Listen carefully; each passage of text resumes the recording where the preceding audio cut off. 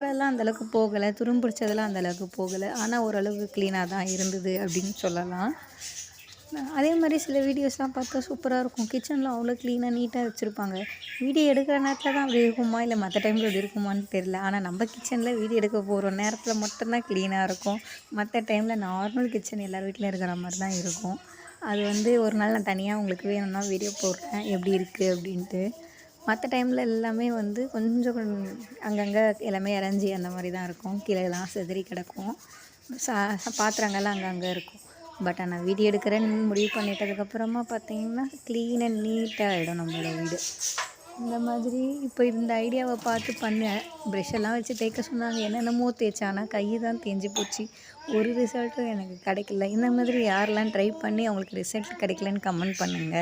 இந்த மாரிலாம் ட்ரை பண்ண அனுபவம் இருக்கான்னு சொல்லுங்க. இல்லன்னா பண்ணி உங்களுக்கு ஒர்க் அவுட் ஆயிருந்தா, அது எப்படி பண்ணணும்